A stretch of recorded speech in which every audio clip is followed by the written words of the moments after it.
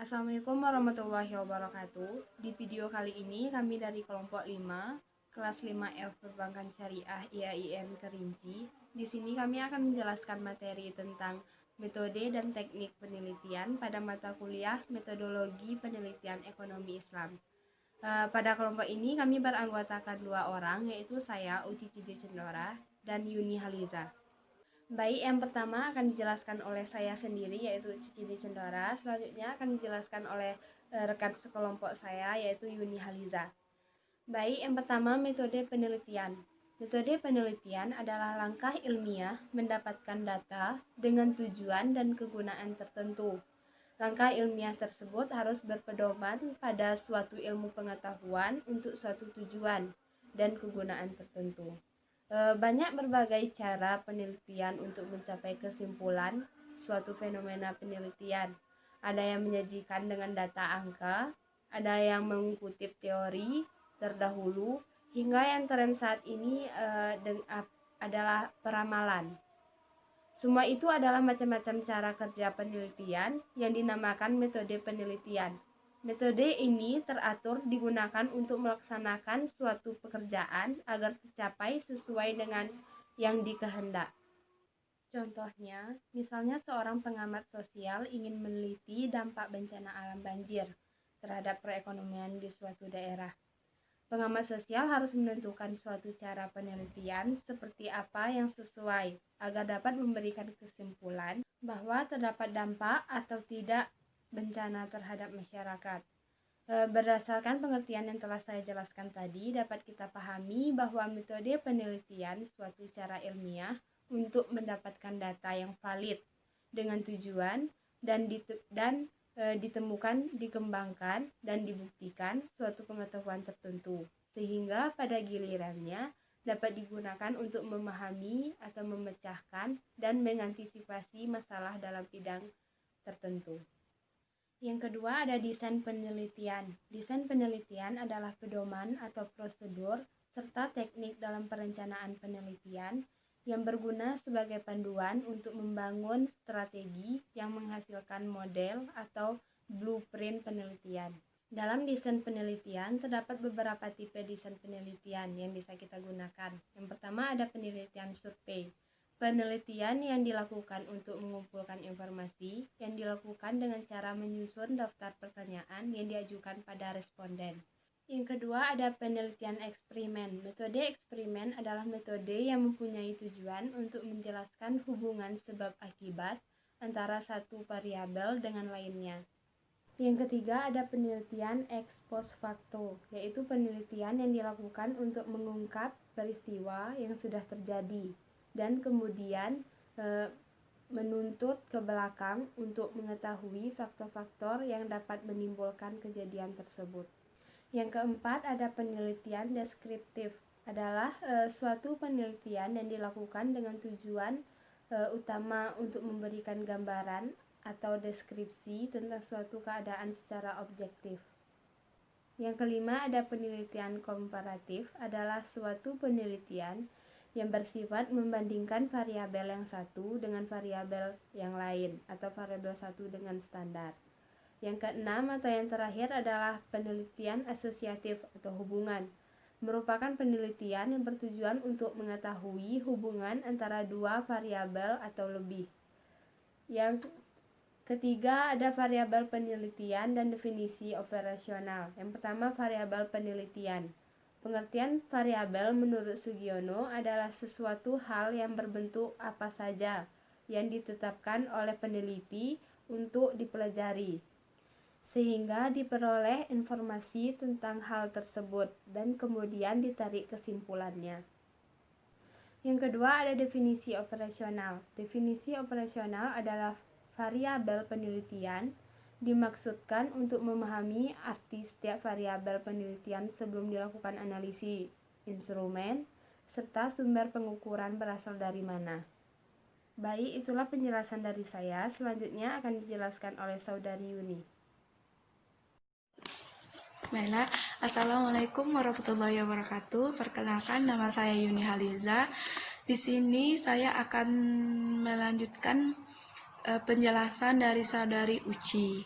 Baiklah, langsung saja. Yang pertama, povolusi merupakan keseluruhan jumlah yang terdiri atas objek atau subjek yang memiliki karakteristik dan kualitas yang ditentukan oleh peneliti untuk ditarik kesimpulannya.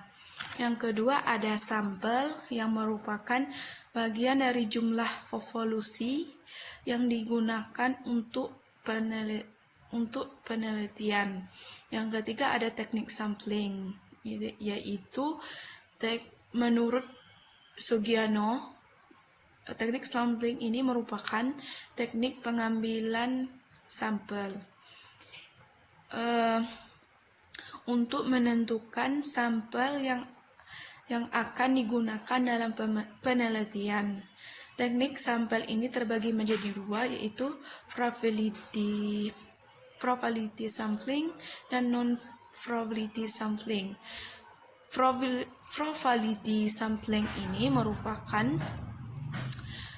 teknik pengambilan sampel yang memberikan peluang yang sama terhadap anggota atau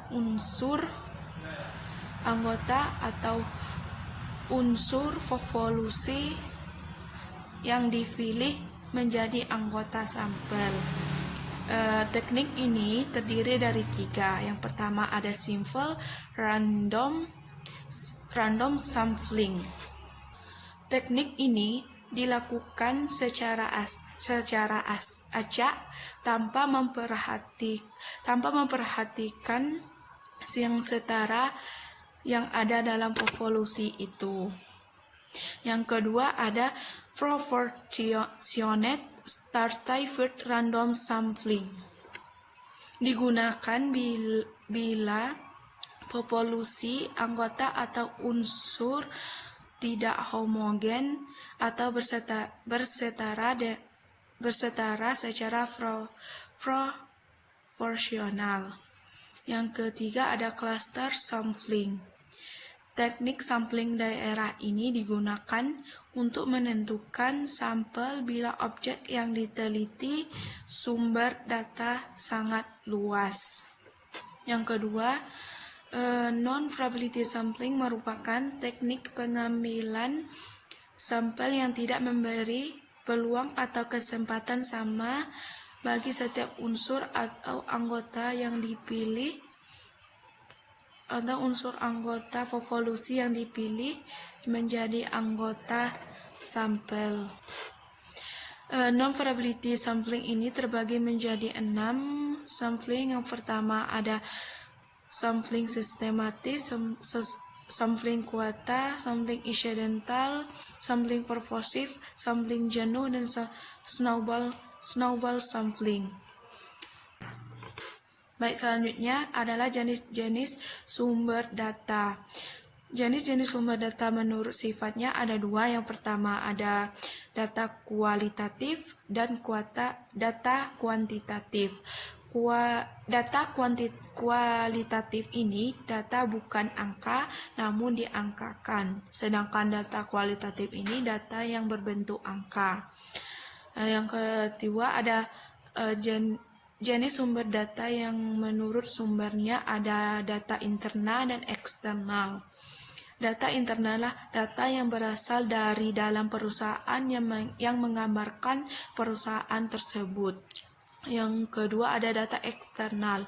Data yang berasal dari luar perusahaan yang dapat menggambarkan kemungkinan yang akan mempengaruhi hasil pekerja perusahaan. Yang ketiga, ada jenis data berdasarkan cara memperolehnya. Itu ada dua juga. Yang pertama, data primer dan data sekunder. Data primer ini data hasil wawancara antara peneliti dengan narasumber. Yang kedua, ada data sekunder. Data yang didapatkan dari catatan buku dan majalah berupa laporan keuangan, publikasi perusahaan, laporan pemerintah, dan lain sebagainya. Baik, selanjutnya teknik pengumpulan data penelitian. Yang pertama, tes, yang kedua wawancara, yang ketiga observasi, yang keempat kuesioner atau angket, yang kelima survei, dan yang terakhir atau yang keenam adalah analisis dokumen yang berbentuk lebih mengarah pada bukti konkretnya. Itulah penjelasan dari kelompok kami tentang metodologi penelitian. Jika terdapat kesalahan, kami mohon maaf. Saya tutup. Wabillahi taufik wal hidayah. Wassalamualaikum warahmatullahi wabarakatuh.